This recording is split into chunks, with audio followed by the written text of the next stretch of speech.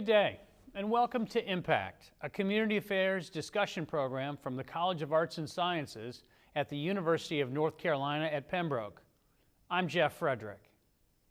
Hattie McDaniel, Daniel James Jr., Rosa Parks, Thurgood Marshall, Joanne Robinson, Fritz Pollard, Josephine Baker, Robert C. Weaver, Jackie Robinson, Shirley Chisholm. These are names of pioneers who broke barriers and blazed trails for the next generation to follow. The names of Larry Barnes and Sylvia Banks belong on any such list as well. And while they were not the first to win an Academy Award, or join the Supreme Court, or play Major League Baseball, they are pioneers just the same. In the summer of 1967, Larry Barnes became the first African American to enroll at the college. That fall, Sylvia Banks transferred in, and 2 years later, she became the first African American to graduate from Pembroke State in 1969. Larry followed suit 2 years later. In the years since, others followed their example, helping North Carolina's historically American Indian University to become one of the most diverse institutions in the South, and a place where all can feel welcome and pursue their educational dreams. Joining me today to talk about their experiences on campus and after are Larry Barnes and Sylvia Banks. Welcome. Thank you. Thank you. So let's start this story from the beginning. Where did y'all grow up? Tell us about your family. Fill us in on the basics. Well, I grew up in Elizabethtown, North Carolina. I was born actually in Lumberton, but I grew up in Elizabethtown, North Carolina. My family were educators, both my father and my mother. And because of them, I had no choice but to go on to college. It wasn't even a question of, are you going? It was just a matter of which one you were going to and everything. And that's how I ended up here eventually at Pembroke. So education was sort of the family business. Yes, definitely. And you grew up in Elizabethtown, and because there wasn't a hospital there, that's why you were born in Lumberton. Yes, correct. That's great. And Larry, how about you? Well, Doctor, I grew up, I was born and raised right here in the community, in Pembroke community, Robeson County. Went to high school, and elementary and high school here in the county, right here in the community. I was a farmer, still am a farmer, and Pembroke afforded an education for me. So what kind of crops did your family grow? We grew the basics, cotton, corn, tobacco, cucumbers, and some soybeans. Things you could eat and things you could sell. Exactly, exactly. So at what point in time did you both start thinking about a list of where you might go to college? You kind of felt like growing up you knew you were going to college because of the role of education in your family. So let's start with you, Sylvia. Okay. How did you start making a list? And you actually went somewhere else before you came here. Yes, I did. I had enrolled at Frederick State College. It was too much for me. So rather than staying there and being on probation, my parents and I decided that I would not return to Frederick State. Instead, I ended up going to Southeastern, which was a new community college in Whiteville. From there, I graduated, and then I enrolled here at Pembroke. So you were sort of finding your way, figuring out what you wanted to study and putting it all together, and the community college was brand new, so you would drive down to Whiteville for classes? Yes, I did for 2 years, and then I graduated, and then I ended up coming here. If I remember correctly, I was following one of my classmates. She was coming here, so I said, why not follow her? So that's how I ended up here, and I'm glad I did. Yeah, that's great. How about you, Larry? When did you start thinking about college, and what did your list look like? Yes, I really started thinking about college my senior year in high school. That's what we did then, and you worked on visiting other colleges. At that time, I was interested in historically black colleges, and because that's what was at the time, and at the end of the summer of I'm going to tell it, 67, I had 2 offers to go to school. On the Saturday before Monday's registration, I had 2 acceptance letters, no money. You were still deciding I and was still figuring where the dollars were coming from. Exactly. And it never dawned on me that I could come to Pembroke. So did you have siblings, either of you, who had been to school already? I didn't. I was the first in my home. So you were a pioneer in your own home. Exactly. I have 2 younger siblings, yes. They eventually went to college and graduated. So at what point in time did it occur to you that there hadn't been any other African Americans at Pembroke State? While you were thinking about whether you would come here, or after you got here and looked around and sort of understood the context? It never dawned on me. When I came to Pembroke, I came for one thing, that was to get an education. I did not participate in any of the social activity because my main goal was to get that education. And it was the dormitory, the library, the dining room, that was it. It didn't occur to me that there were no other African Americans on campus. And were you commuting in from Elizabethtown? No, I actually stayed on campus. But again, my focus was just on getting that degree. So I really didn't pay any attention to it. And what was your study plan? What were you majoring in? Sociology, and my minor is history. And I had a reason for majoring in sociology. We'll come back to that in a second. Yes. So, Larry, you were living on campus, or were you commuting because you grew up nearby? I started in the summer of 1967, and I commuted. My home was about 5 miles from the campus, 5 to 7 miles from the campus. I commuted during the summer, and I was asked, or my parents were asked, if I would live on campus when the regular term started. So I moved on campus when the actual year started, but I started in summer school commuting back and forth. I was so glad to get to school here. I didn't notice that I was the only one. You were glad not to be on that farm. Exactly. Yeah. I was glad not to be on that farm. Do you remember the classes you took that first summer when you were commuting in? Yes, I do too. One of the classes that I had to take was an education course that would prepare me for college, and sounds like it worked. Sharpen my skills to compete, and I'm glad I did. It was a blessing. So you get here in the summer, and you get started with some of those intro classes. Exactly. And then in the fall, you're going to be on campus, and you got started in that same fall. Yes, I did. When did you guys first run across each other? I never did. I never. The campus wasn't that small, but still our paths never crossed, and no one ever said. So for the 2 years you were here, you hardly interacted with Larry at all? I did not interact with him at all. I knew Sylvia was here, Yeah. but our paths never crossed. It just didn't happen, not because I didn't want to, it's just that we were on different. You were on different schedules. Mm-hmm. Now, Yes. what was the very first class that you remember taking when you came that fall of 1967? If I remember correctly, it was an English class that I took, and a foreign language and a math class, and it may have been a science class. And which dorms were you all in? You were in Jacobs. Jacob Hall, P4. I was in the only female dorm on the campus at that time. There was 2 males and 1 female. And do you all remember the people who were your roommates or your suite mates?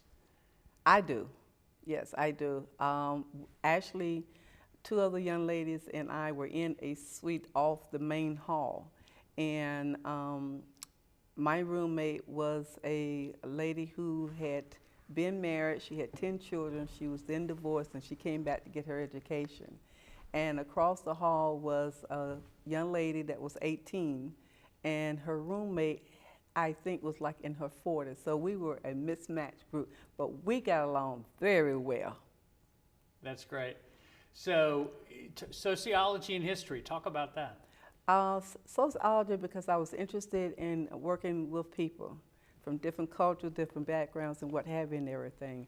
History, because I just love to read and see about things that happened a long time ago, or even now, and everything. So those two kind of were my interest in everything, and that's what I focus on. And Larry, what did you decide to study? I studied education, teaching, preparing to be a teacher. History was one of my favorite subjects, history and education, and spent a lot of time in the PE department also. I do remember the names, some of the names of my suite mates in Jacob Hall. I was in my first semester, I stayed in the suite with the basketball players, the track and baseball players. And it was a lively bunch. Oh, I suspect there's some stories that we won't get to on that, but all good to know. So it's interesting that you both had a connection to history, Yes. both in preparation for a teacher and for as a minor to companion with your sociology focus. Did you have any sense at that time that you were making history as well? Not for me.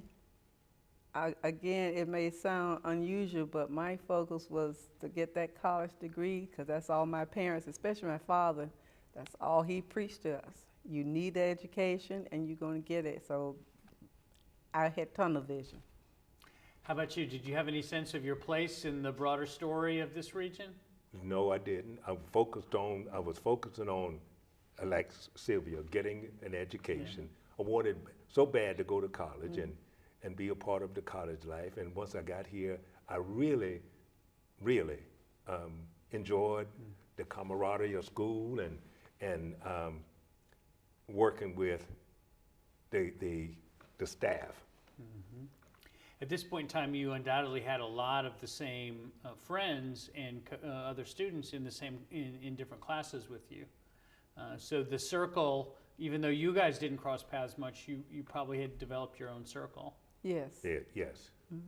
Now, you mentioned a couple places on campus that you would both go from time to time. What are your recollections of the buildings and in the dining halls and the gym? Larry, I know you were prone to hang out in the gym and shoot a few hoops.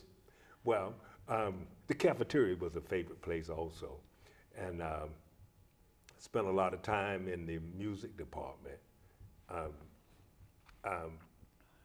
and of course the gymnasium. My time was spent in the dormitory and the library.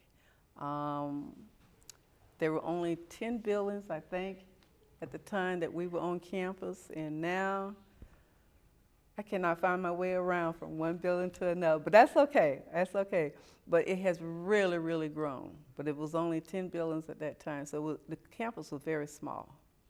Nearly all of our students today would have their own cell phone. Did you guys even have a phone on your dorm floor? We had a phone at the end of the hallway, and on each level, there was 3 levels to Jacob Hall, and at the end of the hallway, there was a phone, a pay phone, and you'd have to stand in line to use it. Same where I was. Did you, so you were 5 miles or so from home, and you were 45 minutes or so. Yes. How did you interact with family members? Did you just see them on the weekends or give them a phone call from the payphone? Well, for me, I would see my family during holidays. I would go home during holidays and during that one summer month and everything, I would go home and everything. As far as calling, I don't really remember calling them that often. And they would come up occasionally and bring goodie baskets or whatever they were called during that time. But I don't remember calling them that often. And what were the things that were there to do off campus? What were some of the places where you guys would go with friends and whatnot? Good gracious, that's a good question. There was campus life was it. Yeah. On the weekends, I'd come over to the gym and shoot basketball. If I didn't want to go home and farm, Right. I would come over to the gym and shoot basketball. At night, I was working because I was on a work studies program, Right. and I would work and study. Most of my time was spent, as far as seeing my family. I could come out. In fact, my situation was a little unique because my mother worked on campus. So I'd get to see her anytime I wanted to, and very seldom would I go home on the weekend, unless it was on Sunday to go to church. There's too much work for you to Exactly, do if you went home. exactly. And there was too much work sometimes, and I'd go on Sunday to go to church. Think about a couple of the professors that were particularly meaningful to you, or maybe even some of the classes that you remembered particularly enjoying. For me, it was my sociology class because I got to learn more about what sociology really was. It wasn't quite what I thought it was, but it talked about, or the one that I was very interested in, or the part I was very interested in, was the different cultures, and how different cultures were separated, how they came together, what they offered to the world, and what have you, and everything. The same thing, that's how I felt about history and everything. So both of them were kind of, they went hand in hand and everything. As far as professors, the only one I could remember was my French teacher. And I only remember his first name. I don't even remember his last name. It's really interesting that you were motivated to study the interaction of multiple cultures when you were at a place that was, in fact, Right. a Yes. microcosm Yes. of those Yes. cultures coming Yes. together. Yes. How about you, Larry? Well, who were some of the professors that had an impact on you, or what were some of the classes that you really remember? Some of the professors that had a profound impact on me was Dr. Leslie Murray, Dr. Freitag in the history department, Dr. James Foreman in the English department, Dr. Johnson in the phys ed department over here, and there were several others. Dr. Paul Hemas. These are teachers that had an impact and would not allow me to fail. And what was it about? How did they make that impact? What was it about what they brought to you that really made you take note? They would not allow me to make an excuse or to have an excuse not to succeed. So the 1960s is such an important time in the nation's history. Absolutely. What were some of the events that were going on around you outside of the campus or in the broader country that you were taking note of at this time? It was the civil unrest that was going on in the country, and the impact that it had on a lot of us, if not all of us. But being here, I did not observe that. If it was going on, I did not observe that. I felt welcome here. I felt safe here. I never had a problem speaking to any of the students or any of the faculty members or even the support department and what have you and everything. So, but I knew outside of the campus that there was a lot of civil unrest going on and everything. But it never, like I said, I just felt safe here. So.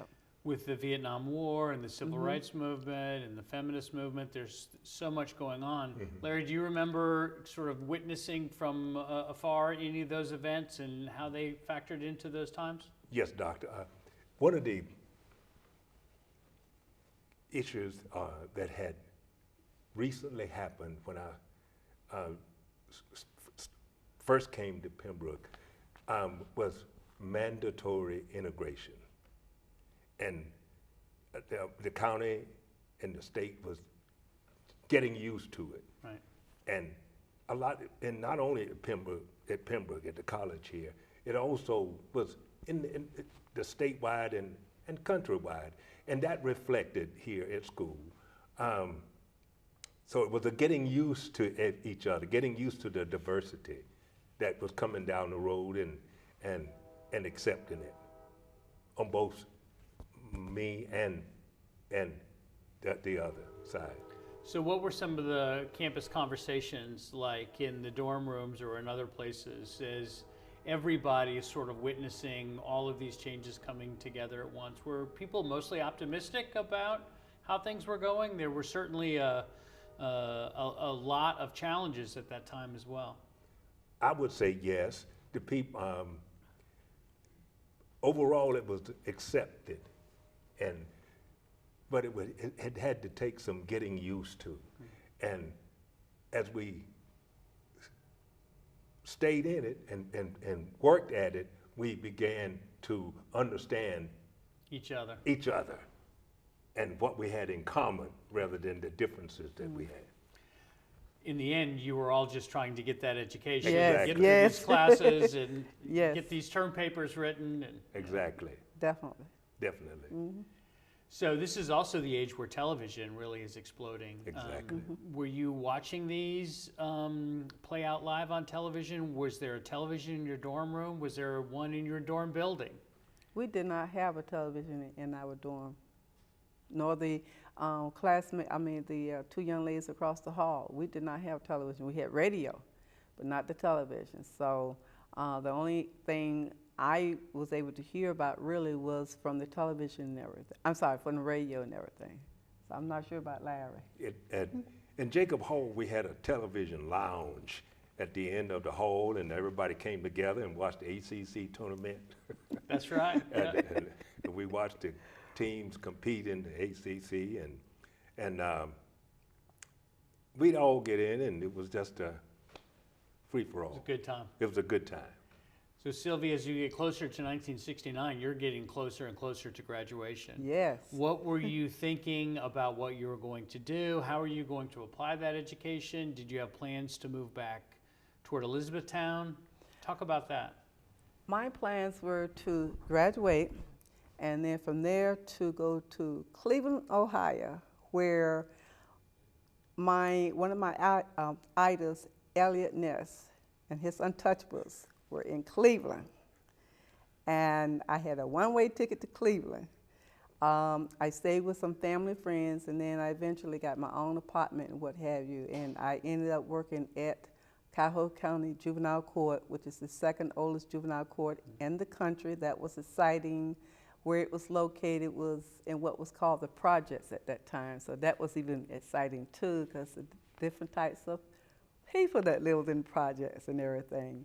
And the working with the juveniles was very exciting also. But So Elliot Ness. You blazed another trail by picking up and moving several states away and Yes. starting all over. Yes, one-way ticket. And how many years did you live and work in Cleveland? I lived, worked, and retired in Cleveland 28 years. Wow. And Larry, as we get closer to 1971, you're getting closer and closer to graduation. What are you thinking you're going to do, and how did you take your education after UNCP and translate it into a job? Absolutely.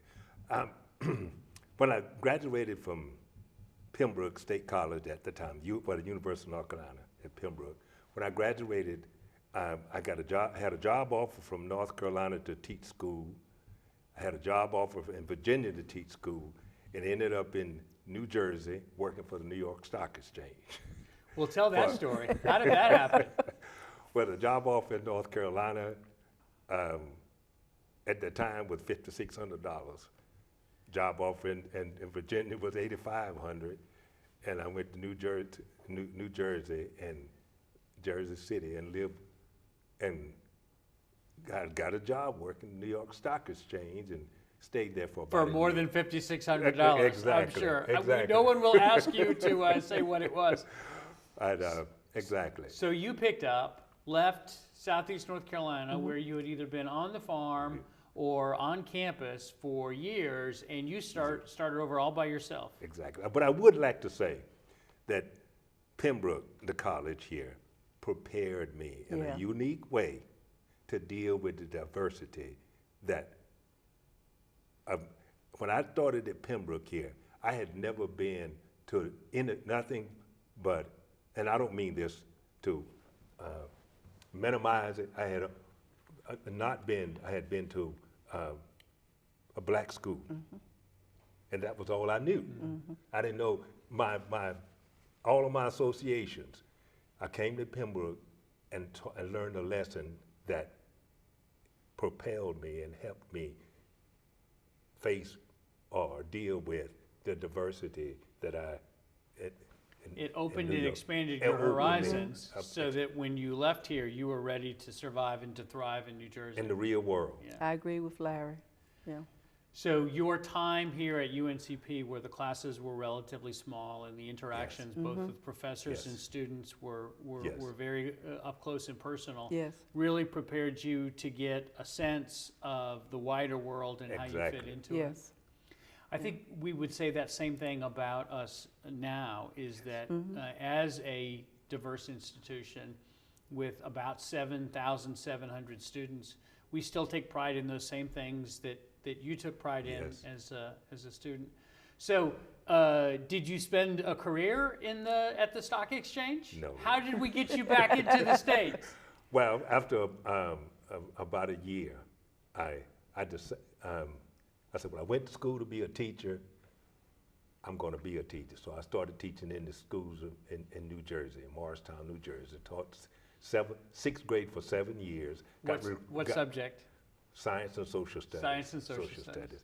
And then I got recruited back to North Carolina, and I served with the governor for a term of 8 years as an ombudsman for the state of North Carolina. Wow. And after the governor's term, I got back in. I stayed with state government, working as a compliance officer for the Department of Health and Human Services, and retired from that. And then got back into education, where I am now, teaching. So as we wind down today's broadcast, tell me one thing that Pembroke State, UNC Pembroke, means to you.